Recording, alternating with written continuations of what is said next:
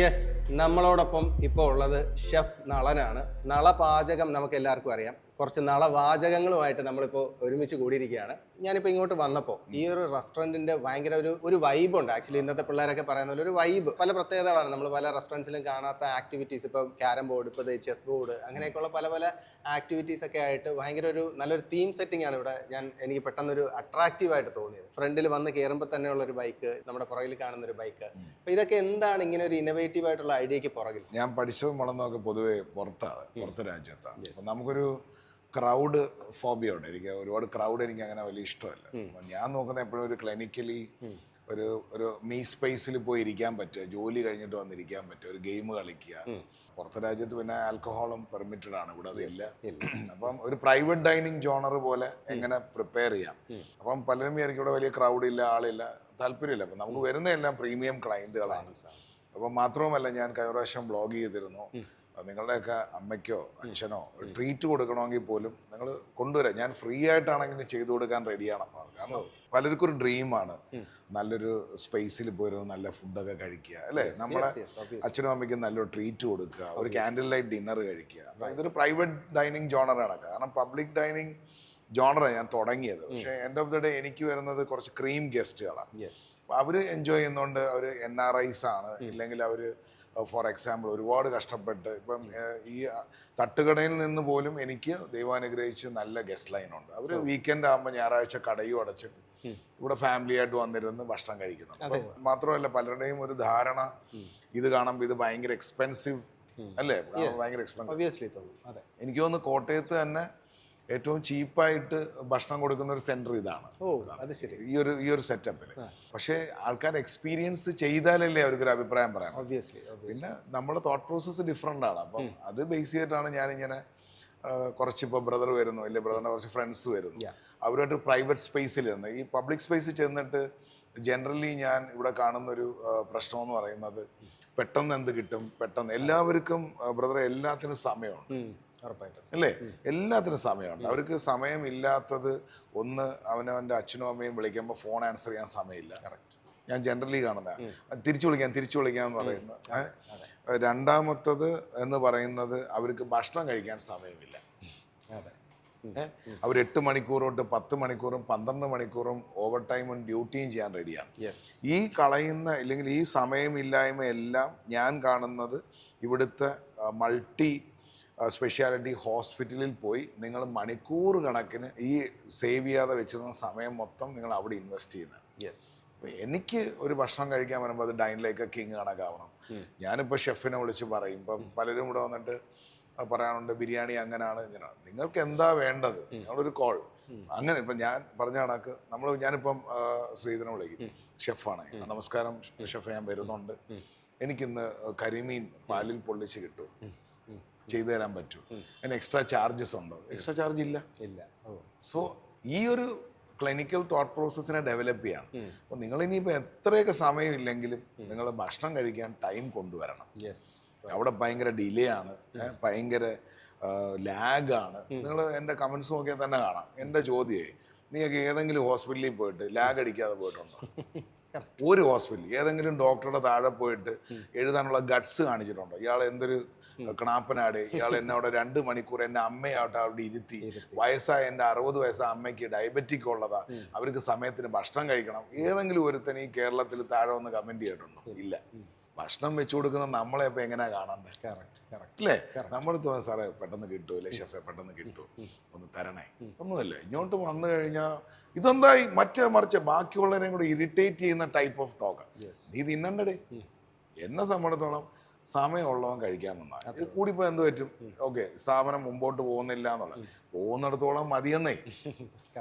Clinically ചെയ്തു കൊടുക്കുക. ഇവിടെ വരുമ്പം എന്നെ വിളിച്ചിട്ട് വരുന്ന ആർക്കാണെങ്കിലും ഞാൻ കുക്ക് ചെയ്ത് വരെ കൊടുക്കാൻ റെഡിയാണ്.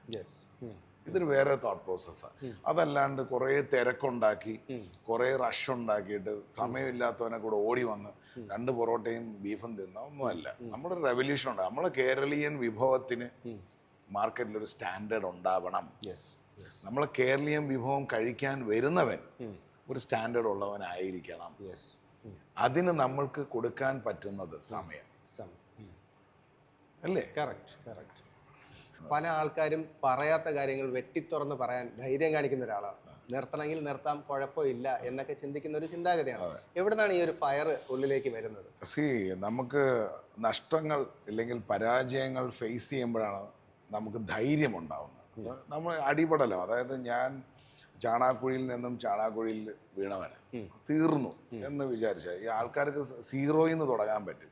പക്ഷെ ഒരു ദുരന്തത്തിൽ നിന്ന് തുടങ്ങുക എന്ന് പറയുന്നത് കുറച്ച് ഗട്ട്സുമാണ്. ഇന്നിപ്പോൾ എന്നെ സംബന്ധിച്ചിടത്തോളം ഞാൻ അവിടുന്ന് വന്നതാണ്. മാക്സിമം എന്നെ എന്ത് ചെയ്യാൻ പറ്റും, തള്ളിയിടാൻ പറ്റും. ഞാൻ ഓൾറെഡി വീണതാ, എനിക്ക് തിരിച്ചു വരാൻ അറിയാം, എനിക്ക് എണീറ്റ് നിൽക്കാൻ അറിയാം. ഇപ്പം ഞാൻ പറഞ്ഞില്ലേ, ഇപ്പം ഷൈനിൽ നിന്നും നളനിലേക്കുള്ള യാത്ര എന്താണെന്നുള്ളത് ക്ലിനിക്കലി സ്റ്റഡി ചെയ്തിട്ടാണ് പോകുന്നത്. ഇപ്പം എൻ്റെ ഒരു കാഴ്ചപ്പാടിൽ ഞാൻ ആ ഫോർമാറ്റ് പഠിച്ചു വെച്ചിരിക്കുന്നത് കൊണ്ട് ഇപ്പം പല ആൾക്കാരും വിചാരിച്ചിരിക്കുന്നത് ഇത് പൂട്ടിയോ അത് പൂട്ടിയോ. ഞാൻ ഓരോ റെസ്റ്റോറൻറ്റും വിറ്റാണ് ഇവിടെ വന്നിരിക്കുന്നത്. ഞാൻ ചിന്തിച്ചു നോക്കണം. ഇപ്പം RP മോൾ എന്ന് പറഞ്ഞൊരു റെസ്റ്റോറൻറ്റ്, അതായത് എനിക്ക് കൊല്ലത്ത് ഒരേ ഒരെണ്ണം യൂണിറ്റേ ഉള്ളൂ, ഞാൻ ക്ലോസ് ചെയ്ത് കളഞ്ഞിട്ട് വന്നു. അതല്ലാത്ത പക്ഷം ഞാൻ ചെയ്തിരിക്കുന്ന ഇപ്പം എൻ്റെ കൊല്ലത്തെ ആദ്യത്തെ പ്രോപ്പർട്ടി, അതവിടെ റിയൽ എസ്റ്റേറ്റുകാർ പ്രശ്നം ഉണ്ടാക്കിയ സമയത്ത് ഞാൻ വേറെ ഒരു ഇൻ്റർവ്യൂവിൽ ജസ്റ്റ് സൂചിപ്പിച്ചെന്ന് വിശ്വസിക്കുന്നു. എനിക്കത് വിൽക്കാൻ പറ്റുന്നില്ല. കാരണം അവർ പറയുന്നത് കേസിൽ കിടക്കുന്ന പ്രോപ്പർട്ടിയാണ്, മറ്റേതാണ്, മറിച്ചാണ്. ഞാനൊരു ഷെഡ് പോലെ കെട്ടി, ഞാൻ സൈഫ് അലി ഖാന്റെ ഫുഡ് ട്രക്ക് കൊണ്ടുവന്നു, ഞാനത് വിവാദമായ ഒരു പ്രോപ്പർട്ടിയാക്കി മാറ്റി. ഞാൻ പറഞ്ഞതിനേക്കാൾ എൻ്റെ മനസ്സ് നിറയുന്ന പ്രൈസിന് ഞാനത് വിറ്റു. ഇതിലാർക്കാ കഷ്ടം? വീണ്ടും ഞാൻ രണ്ടാമത് സ്റ്റാർട്ട് ചെയ്തപ്പോൾ എനിക്കൊരു ഡിലേ അടിച്ചു, കൊറോണ വന്നതോടെ. ആ പ്രോപ്പർട്ടി ഞാൻ വിറ്റു. കളത്തിപ്പടിയിൽ ഞാനിപ്പം കോട്ടയത്തൊരു പ്രോപ്പർട്ടി ഓപ്പൺ ചെയ്തു, പൂട്ടിക്കിടന്ന പ്രോപ്പർട്ടിയാണ്. ആ പ്രോപ്പർട്ടി റിനോവേറ്റ് ചെയ്തു, 38 ലക്ഷം രൂപയ്ക്കാണെന്ന് തോന്നുന്നു ആ ഓണേഴ്സ് അത് വിറ്റത്. അപ്പം ഇതിനകത്ത് ബിസിനസ്സിനകത്ത് ഇപ്പോൾ ബ്രദർ ഒരു പഴയ കാർ എടുക്കുന്നു, ബ്രദർ റിപ്പയർ ചെയ്യുന്നു, റെഡിയാക്കുന്നു, വിൽക്കുന്നു, ബ്രദർ കാശുണ്ടാക്കുന്നു. ഇവൻ കാർ വാങ്ങിക്കുന്നതും കാണാം, വിൽക്കുന്നതും കാണാം. നീ ഇതും വിറ്റോടെ. നമ്മൾ വിറ്റിരിക്കുന്നതിനകത്ത് നമുക്ക് ബെനിഫിറ്റ്സ് ഉണ്ട്. നമുക്ക് ബെനിഫിറ്റ് ഇല്ലാത്തൊരു കാര്യം നമ്മൾ എന്തിനാ ചുമന്നുകൊണ്ട് കിടക്കുന്നത്? പിന്നെ കേരളത്തിലുള്ള എല്ലാവർക്കും ഭക്ഷണം കുക്ക് ചെയ്ത് കൊടുക്കാമെന്ന് ഞാൻ ആർക്കും വാക്ക് കൊടുത്തിട്ടില്ല.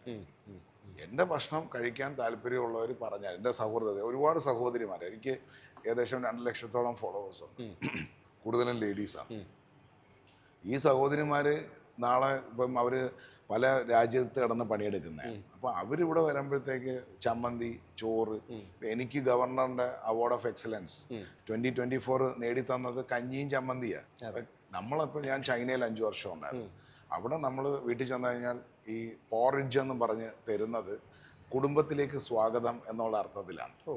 ഇംഗ്ലണ്ടും English I will cook for you എന്ന് പറയുന്നത് വീട്ടിലേക്ക് സ്വീകരിച്ചു എന്നുള്ളതാണ്. ബാക്കിയുള്ള രാജ്യങ്ങളൊന്നും നിങ്ങളെ പരിചയപ്പെട്ട ഉടനെ വീട്ടിലോട്ട് വിളിക്കില്ല, മനസ്സിലാവുന്ന റെസ്റ്റോറൻറ്റുകളിലാണ് വിളിക്കുക. വീട്ടിലോട്ട് വിളിക്കുക എന്ന് പറയുന്നത് ഭയങ്കര ഒരു എക്സ്ട്രാ മര്യാദയാണ്. I will cook for you എന്ന് പറയുന്നത് പോലും ഇപ്പം ഇതൊക്കെ കണ്ടുകൊണ്ടിരിക്കുന്നവർക്ക് തന്നെ അറിയാം, അതൊരു എക്സ്ട്രാ മര്യാദയാണ്.